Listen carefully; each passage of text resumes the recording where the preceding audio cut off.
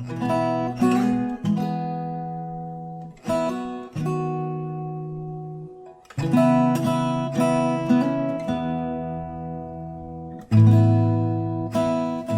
kabar saudara-saudara? Jadi saudara tarik nafas dulu dalam-dalam. Sebab apa yang bakal saya sampaikan akan membuat saudara tidak mencintai saya lagi setelah hari ini. Karena ini kita baca ayatnya. Karena di narasi Alkitab ada ide ini yang orang anggap nggak penting.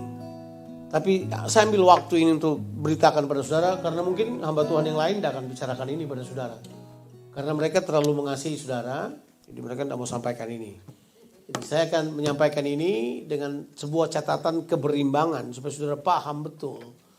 Sebab apa yang kita nyanyikan, apa yang kita hidupi, apa yang kita katakan, apa yang kita saksikan kadangkala hanya pada pendulum yang satu. Nah, saya mau membawa kita pada pendulum yang lain tentang Tuhan kita. Jadi judul khotbah saya adalah Tuhan yang membuat perhitungan. So kata penting buat kita adalah perhitungan. Dulu perhitungan. Tuhan kita, Tuhan yang kasih perhitungan. Ya, kita baca beberapa ayat tentang Tuhan yang memberi perhitungan ini kan. Supaya kemudian kita lihat. Nah tentu sudah sadar bahwa alasan Tuhan menjadikan saudara adalah supaya saudara menyatakan pribadi Tuhan di muka bumi ini, menyatakan karakternya, menyatakan kehidupannya. Itu yang kita sebut dengan buah, kan? Betul ya? Betul ya? Karena Allah kita nggak kelihatan. Sudah tahu alasannya. Jadi Tuhan mau lewat hidupmu, lewat tubuhmu, lewat cara berpikirmu, lewat talentamu, lewat karuniamu, lewat the whole of your life. Saudara menyatakan pribadi Tuhan, menyatakan pekerjaannya, menyatakan karakternya, menyatakan tujuannya. Itu kita sudah oke itu kan, kita tidak akan membahasnya lagi. Tapi kita mesti paham bahwa Tuhan kita dalam narasi yang Yesus katakan berulang kali, Tuhan kita mengadakan perhitungan loh kepada kita. Tuhan kita membuat perhitungan untuk kita. Dan perhitungannya perasaan Tuhan tidak pernah salah menghitung. Dia menghitung dengan pas. Dan seberapa banyak talenta yang dia berikan pada saudara, dia akan minta pertanggungan jawab mengenai hal tersebut. Betul? Betul nggak?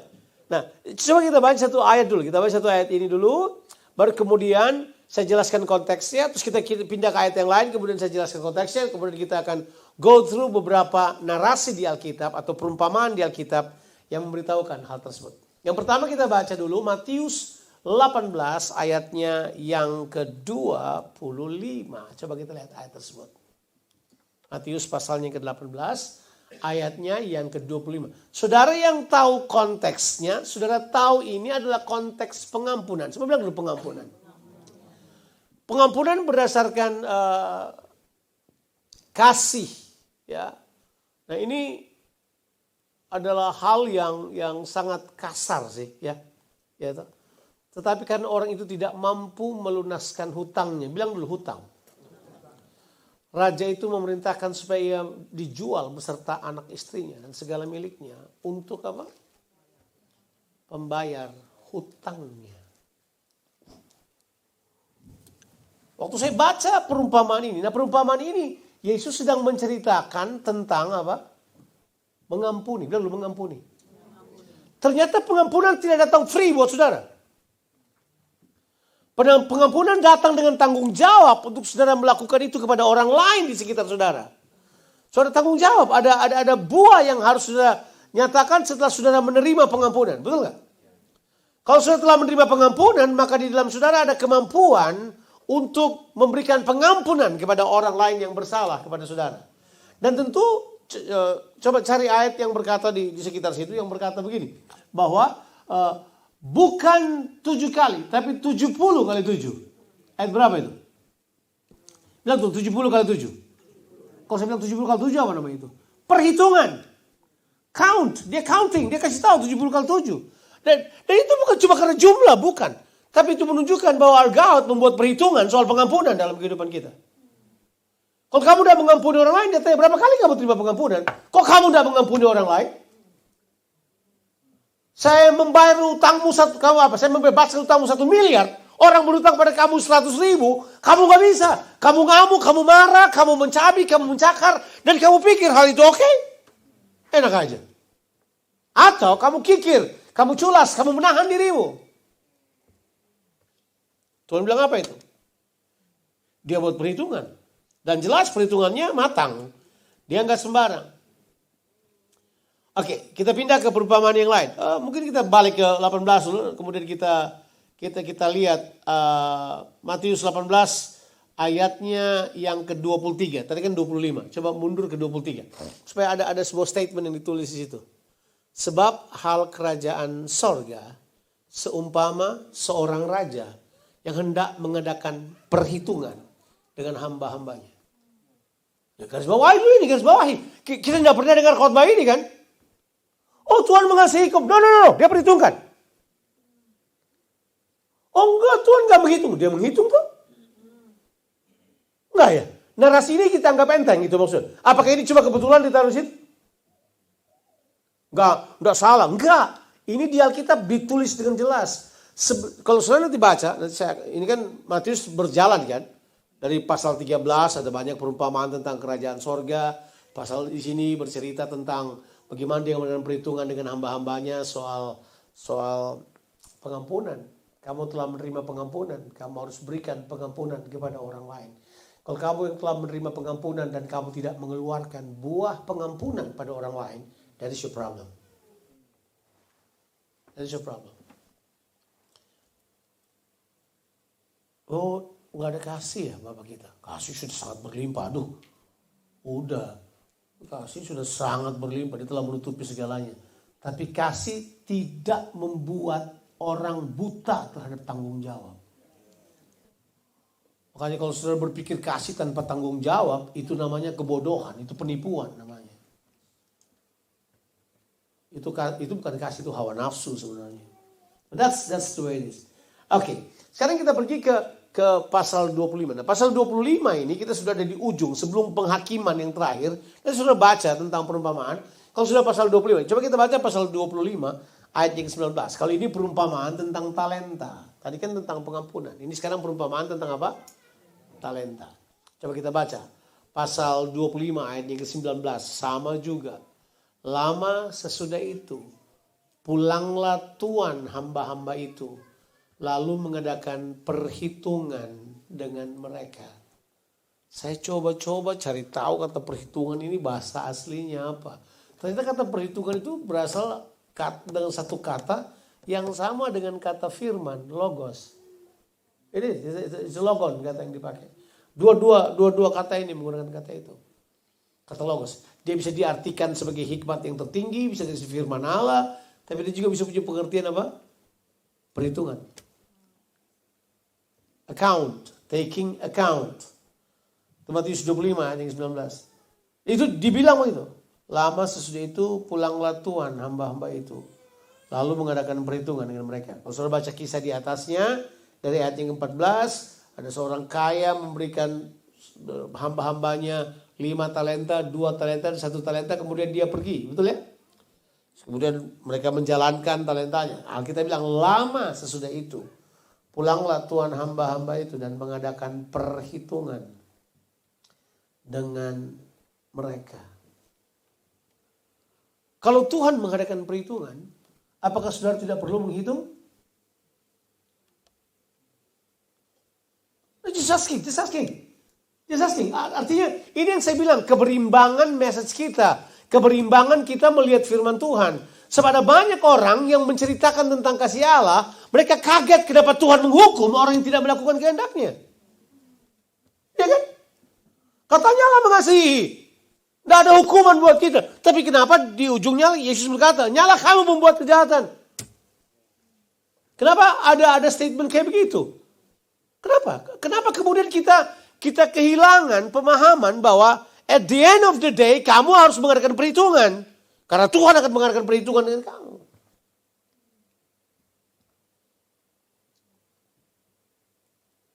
Gak asik ya. Saya juga gak enak menyampaikannya pada saudara. Saya bilang enak. Dari tadi malam berpikir tentang itu semuanya. Kadang-kala harapan tidak sesuai kenyataan itu normal. Lalu harapan tidak sesuai kenyataan.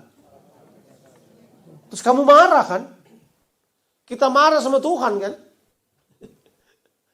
Abang bilang kalau begini, saya tahu papa saya begini, buat apa saya melayani Tuhan? Berhenti aja. Apa itu namanya? Perhitungan, bro. Antara investasi dan hasil beda, Pak. Antara kita kerjakan dan hasil kita terima nggak sesuai. Kita marah.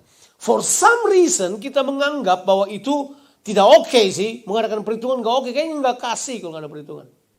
Tapi sekali lagi, kasih punya nilai utama. Dan nilai utama dari kasih sebenarnya itu adalah pertama memang kebenaran, tapi yang kedua adalah tanggung jawab. Ya kan? Itu nilai moralnya kasih. Nilai moralnya kasih pertama adalah kebenaran, tapi yang kedua adalah apa? Tanggung jawab. Kita perlu ada tanggung jawab untuk dapat diperhitungkan terhadap hal-hal yang Tuhan percayakan pada kita. Back to square one. Hidup ini adalah kepercayaan. Kalau saudara berpikir hidup ini cuma kesempatan, tolong ganti cara berpikirmu. Jangan percaya lagu, percaya firman Tuhan lah. Hidup ini adalah kepercayaan. Anything you have is actually entrusted to you. Apa aja yang saudara miliki, dipercayakan kepadamu. Nafasmu, kecantikanmu, kehebatanmu, kepandaianmu, gendermu, apa aja, semua kepercayaan. Karuniamu, keluargamu, istrimu, suamimu, anak-anakmu, semuanya kepercayaan. Gak ada yang bukan kepercayaan. Kamu salah mengelolanya, jadi masalah. Kamu salah mengaturnya, jadi masalah.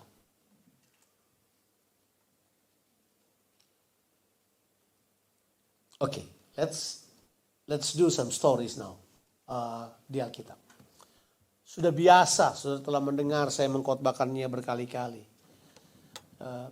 Dan sudah pasti sudah tahu bahwa hal ini adalah ujungnya akan kemana, pasti sudah bisa menebaknya. Tapi kan kita udah tahu ceritanya, tapi kita buang aspek perhitungannya. Ya nggak sih? Lukas 13. Saya sudah tahu cerita ini. Ayat 6.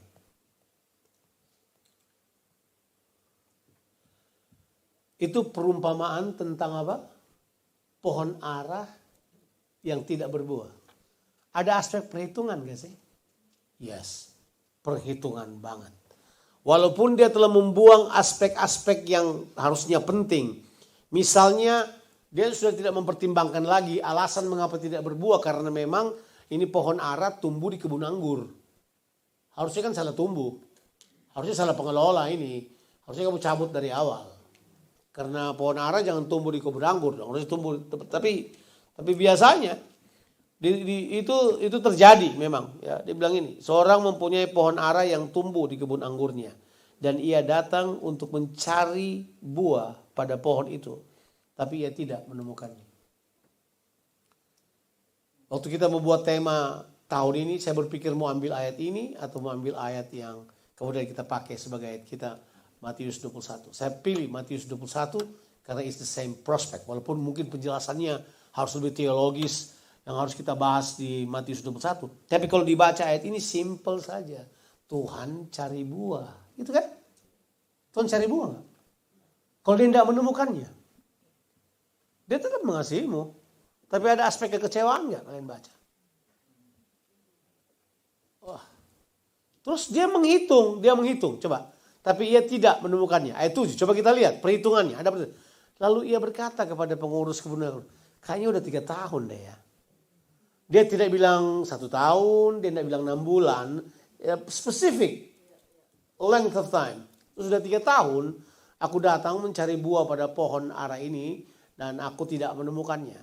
Jadi dicari-cari nggak dapat. So what should I do? Apa? Dia putuskan, tebang pohon ini. Karena pohon ini tidak menghasilkan apa-apa. Kerajaan Allah tidak boleh mandul. Kerajaan Allah tidak boleh sia-sia. Di dalam kerajaan Allah aspek ini nggak boleh ada. Sebab kesia-siaan itu sama bahasanya dengan kegelapan, Kosong yang tertulis di Kejadian pasal 1 ayatnya yang kedua. Bumi belum berbentuk, kosong, gelap gulita. Artinya sebenarnya itu adalah kesia-siaan. Void. Nothing. Kerajaan Allah tidak kayak gitu. Ya, dia berkata, tebanglah. Untuk apa ia hidup di tanah ini dengan apa? Percuma. Selebihnya kita tahu. Selebihnya grace comes.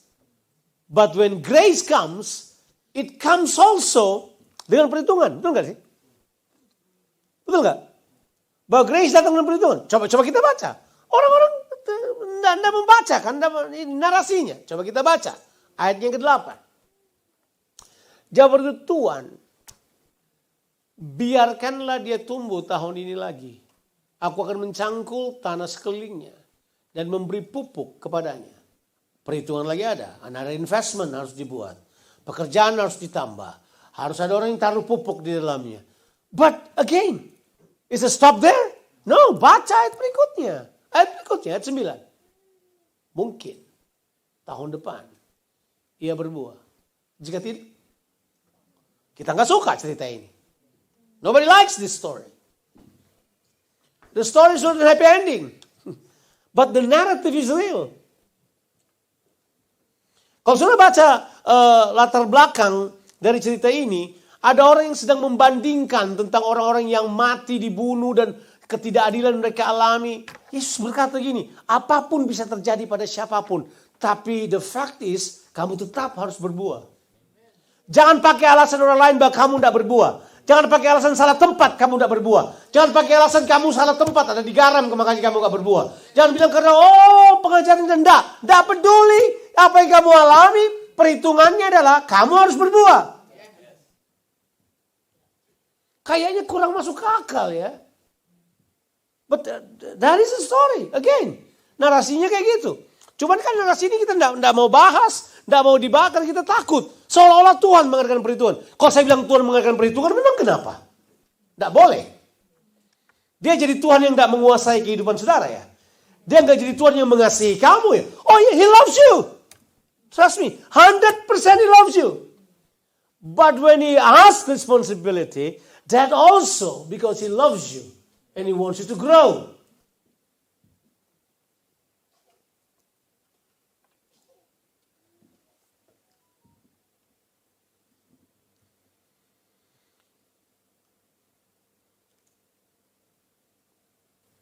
Kayaknya kalau mau pulang tuh yang enak-enak Bang Jo, yang kira-kira kita cernanya lebih lembut. Terus kan ini Mother's Day Bang Jo, jadi harusnya lebih masuk akal. Oke, saya selesai aja lah. Saya selesai aja. Supaya jangan terlalu panjang. Satu saat kita semua akan diperhadapkan dengan pengadilan. Ya kan? Ya. Tapi pengadilan itu nggak ada urusan dengan keselamatan. Karena keselamatan sudah selesai. Dan keselamatan adalah mengembalikan saudara pada tujuan Allah. Itu udah selesai. Kalau saudara masih berdebat keselamatan masuk surga, berarti saudara baca Alkitab yang berbeda. Nggak tahu gimana mereka membacanya. Karena logikanya adalah kita diselamatkan, selesai dikembalikan pada tujuan Tuhan, saat kita berjalan melakukan tujuan Tuhan. Tujuan Tuhan tetap sama. Dia menaruh Anda di dunia ini supaya Anda menyatakan banyak hal. Anda perlu mempertanggungjawabkannya satu saat. Anda harus menjalankannya. Anda harus menunjukkan buahnya. Kita harus menyatakan apa yang Tuhan sudah investasikan pada kita. Saya sudah bilang kan, dan saya akan bilang lagi. Dulu saya pandang enteng lagu itu. Count your blessing, name them one by one. It's true. Tapi kita pandang enteng kan. Menganggapnya sia-sia. Salah satu statement Abeng yang bagus kemarin adalah sesuatu hanya berharga if you put value in it. Kalau you don't put value in it, and that is nothing. For you, it can come and goes without you knowing it, realizing it, or even actually caught your attention. No, you just That's it. It's gone. Why? No value. Betul kan? Ya. Dan abang berusaha menekankan dengan memanggil orang ke depan, tanya guru siapa yang paling suka. Ada banyak guru di kehidupan kita kan. Guru SD saya, pokoknya menurut saya waktu itu guru SD saya selalu berkata, tunggu kalau saya besar ya. Tapi waktu setelah saya ketemu dia di Toraja, dia masih salah loh. Dia pikir saya anak yang paling pintar di kelas, bayangkan. Padahal saya anak yang dia marah-marahin, dia kutuk-kutukin, dia bilang ini, kalau kamu naik kelas, saya keluar dari sekolah. Bayangkan. Tapi waktu saya naik kelas, dia juga tidak keluar dari sekolah, kan gitu. Tapi ya. Kalau orang tanya, itukah guru terbaik buat saya nggak tahu. Karena saya terlalu bodoh, waktu dulu saya tidak punya guru terbaik. Semua guru buat saya sama aja. Akan suruh saya duduk di kursi di depan kelas dan di depan kursi guru yang tinggi itu kemudian tulis saya akan belajar lebih baik lagi. Itu 3 kertas folio. Hampir tiap hari kayak gitu. Sangat memalukan. Dibully siang dan malam. Semua teman-teman sudah pulang, saya masih tetap menulis 3 folio. Anaknya dosen ini Pak. Papa saya dosen. Mungkin itu alasan saya tetap naik kelas karena papa saya. Mungkin. Saya tetap naik kelas aja, udah bodoh tetap naik kelas itu aja. Nggak pernah tinggal kelas selama jalan. Nah, bayangkan betapa banyaknya anugerah yang saya terima. Makanya waktu jadi dosen saya murah hati sekali. Saya sudah cerita buat saudara kan, ada orang yang udah tidak tertolong ini orang. Semua mata kuliahnya selalu angkanya cuma 3, 4. Jadi kalau ujian saya suka panggil buat dia. Saya suka tanya, kamu mau angka berapa? Ya dia malu, dia shock aja guru tanya gitu. Udah, yang penting kamu enggak usah, kan tahu gak sih? Kebodohan itu memang menjengkelkan. Karena gini, sebagai dosen kamu dapat murid yang orang kira itu kita suka tahan dia di situ supaya dia enggak lulus. Karena dia kan hair terus kan? Tahu hair istilahnya? Iya, remedial kita bilang. Iya. Remedial. Di Indonesia kita bilang hair. Kalau itu hair berarti Anda orang Indonesia dan belajar bahasa Belanda ya. Hair. Itu remedial, oke? Ulang terus kan? Kita mesti bikin soalnya ulang juga. Pemalas gak sih ketemu dia lagi? Udah, gue lulusin aja udah, gak usah ulang-ulang lagi. Karena kan kamu cari lulus. Kamu ujian 10 kali pun tetap gak lulus. Bayangkan. Dosen juga tanya pada saya, bagaimana caranya Bang Jo bikin ini? Saya lulusin aja. Mereka ketawa. Ya saya juga mau memberi gitu, tapi kan kualitas menurun. Ya untuk orang satu ini luluskan aja. Saya menyebut saya di komputer memeriksa, saking bodohnya dia komputer pun tidak bisa mendeteksi dia angka berat. Ya dalam pelajaran dia kayak gitu. Tapi kalau menginjil melakukan apa-apa, udahlah semua lewat. Sudah saya belum pernah lihat ada orang dengan hikmat sehebat dia. Bayangin. Saya lagi awasin, lagi ngutus penginjilan anak-anak dari sekolah Tawangmangu itu pergi menginjil di Solo. Saya lagi lewat pakai mobil, saya lagi lihat Apeles lagi duduk di becak. Kemudian abang becaknya lagi bacain Apeles, Yohanes pasal 1 dalam bahasa Jawa. Jadi abang becak jelaskan pada Apeles, Yohanes pasal 1. Apeles tinggal duduk dan dia membacakannya. Jadi bayangkan, Injil dibacain oleh tukang beca itu kepada Apeles. Habis itu Apeles tinggal berdoa buat dia, terima apa yang dia bacakan buat Apeles. Taktiknya, strateginya. Kita lagi berdoa buat ibu-ibu yang penjual bunga di sepanjang Tawangmangu. Kita kaget Apeles sudah jual bunga dan mereka sudah nge, Gusti memberkahi. Baik, dari mana? Kalau ujian, 0. Saya membuat kesimpulan bahwa dia diuji pada sistem yang salah. Jadi belum tentu orang bodoh, cuma sistem ujiannya yang salah. Beda sistemnya. Nah, yang saya mau sampaikan pada saudara, bahwa bagaimanapun juga dia perlu mempertanggungjawabkannya. Waktu dia mau diluluskan, rapatkan guru-guru, lulusin gak? Cuman saya sama pemimpin sekolah berkata, kita lulusin aja. Pertama, untuk apa kita tahan dia dari sini? Enggak, tapi kita lulusin. Kita lulusin aja. Nah, seringkali kehidupan kita, saking tidak memahami tanggung jawab, seharusnya tidak tahu ukuran apa yang kita mau pakai lagi. Kita ganti ukuran, kita ganti semuanya, kita bahkan ganti teologi untuk fix apa yang kita pikir Tuhan mau. Padahal kan ada, sudah tertulis di Alkitab. Kamu dipercayakan ini, kamu diberikan ini, Tuhan mengharapkan ini. Ini semuanya yang Tuhan inginkan. Tapi kita ganti pengajarannya. Enggak, ditutup oleh cinta. Kisah Romeo dan Juliet lebih penting. Come on, what is the narrative?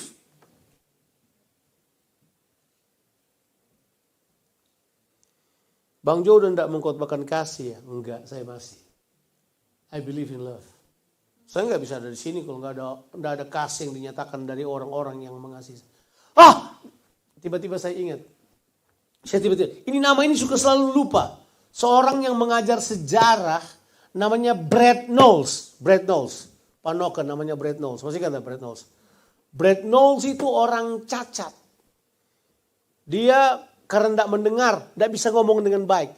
Tapi dia adalah ahli sejarah paling jenius, tinggal di Auckland. Dia lulusan, dia PhD, ahli sejarah gereja. Dia datang untuk mengajar di Tawangmangu. Saya menerjemahkannya, saya juga bingung menerjemahkan. Saya tidak ngerti dia ngomong apa. Jadi ngomong lain, saya ngomong lain. Udah berantakan kita. Saya sering begitu sih menerjemahkan, saya ngomong lain, dia ngomong lain. Iya, tapi kan orang-orang pintar bahasa Inggris ada di situ. Jadi mereka benarin terus. Ya. Saya duduk dengan dia di meja makan. Kemudian dia bilang begini. Even my parents wouldn't believe I would be what I am right now.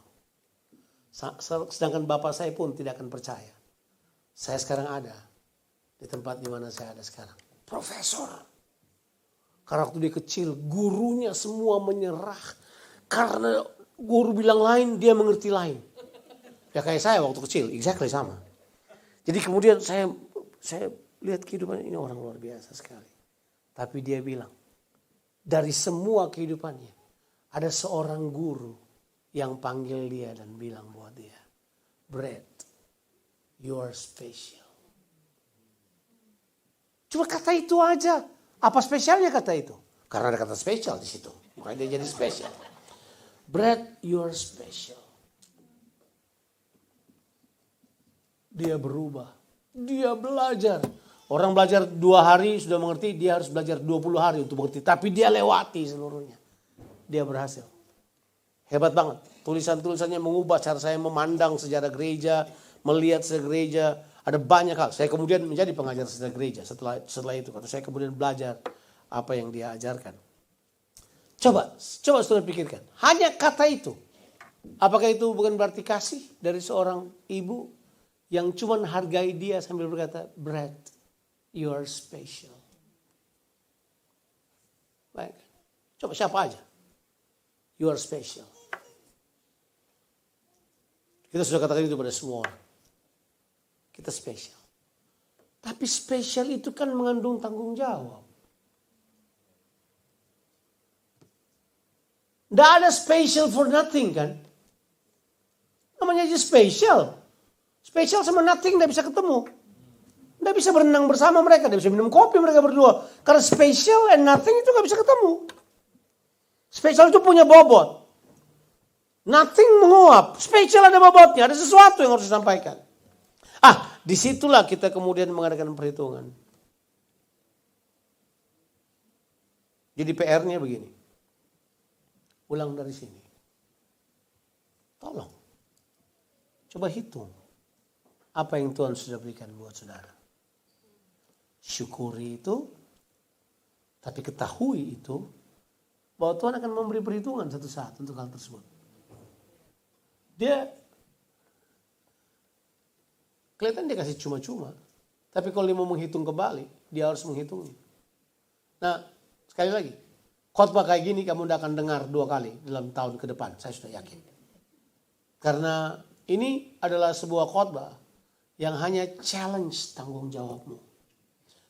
Kata terakhir, saya tidak punya kata lain lagi. Kalau kamu tidak berbuah, tebanglah. Itu yang Yesus bilang kepada bangsa Israel waktu dia berkata begini. Kerajaan Allah akan diambil daripadamu dan diberikan kepada satu bangsa yang akan menghasilkan buah kerajaan itu. It's the same narrative. Perhitungan. Tuhan membuat perhitungan.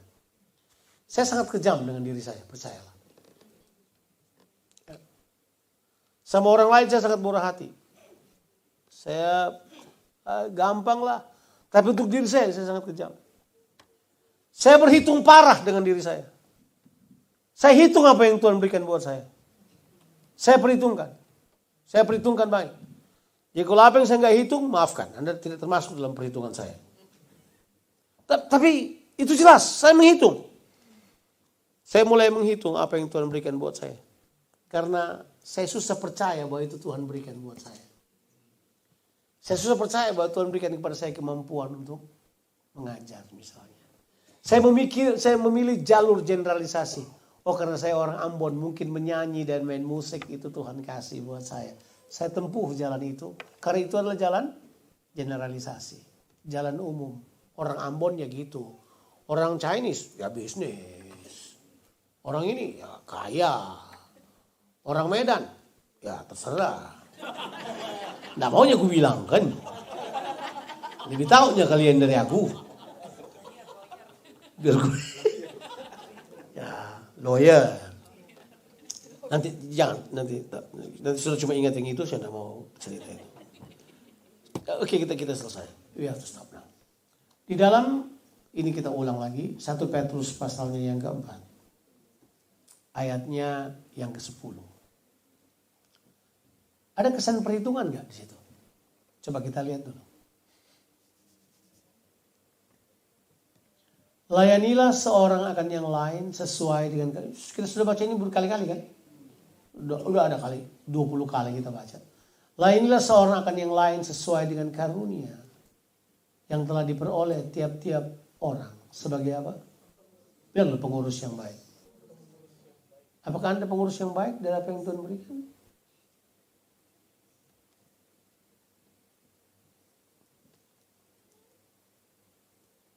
Akan ada perhitungan di situ?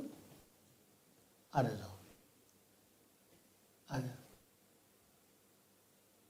Kasih karunia Allah loh itu. Pengurus yang baik dari kasih karunia Allah. Saya suka hitung. Sudah berapa tahun saya ada di satu tempat. Sudah berapa tahun saya bekerja. Saya bilang saya kejam dengan diri saya. Saya tidak pernah menganggap saya di sebuah daerah dan saya berhasil melakukan apa-apa di situ. Waktu saya hitung apa yang Tuhan berikan buat saya, tidak ada yang sebanding dengan output yang saya keluarkan. Berarti saya harus lebih lagi. Saya harus lebih lagi. Saya harus buat apa yang baik. Mau nggak saudara menghitung apa yang Tuhan berikan buat saudara? Mau nggak? Jadi pulang jangan cuma sense gini, aduh bahagia kita diberkati. Iya, hitung untuk berkat. Hitung. Suatu saat harus diperhitungkan. Oh enggak, kejam banget. Ya, untuk sesi ini aja kejam. Nanti kita baik-baik lagi, kita minum kopi, kita cerita tentang mengasihi. Kita cerita Yesus berkorban buat saudara dan seterusnya. Jangan dulu bayar hutang. Bayar hutang itu tidak enak. Waktu hutang enak sekali. Waktu Yesus bayar lunas hutang kita. Itu namanya dia tebus kita. Betul kan? Itu pengampunan kan? Itu exactly yang kita baca tadi. Di Matius pasalnya ke-18. Coba kasih penjelasan yang lebih keren daripada itu. Saya nggak tahu. Yang ada adalah satu saat dia akan menghitungnya dengan kita. Bagian kita adalah jadilah pengurus yang baik. Ingat, we are the proprietor of nothing. We are only steward of everything. Kita bukan pemilik apapun. Kita hanyalah pengelola apapun. Nggak cocok konsep ini. Salam super, nggak bisa. Saya katakan pada saudara, berbahagialah saudara. Karena saudara telah mendengarkan apa yang tidak mungkin Anda dengar dalam setahun ke depan. Karena hal ini akan terngiang-ngiang di telinga saudara. Saya percaya waktu Yesus berkata, tebanglah pohon ini. Buat apa dia ada di sini? Tapi ada yang berkata, kita kasih pupuk lagi dia. Supaya tahun depan dia berbuah. Enak dengar itu sih. Itu aja yang sudah bawa pulang. Tuhan Yesus memberkati kita sekalian. Amin.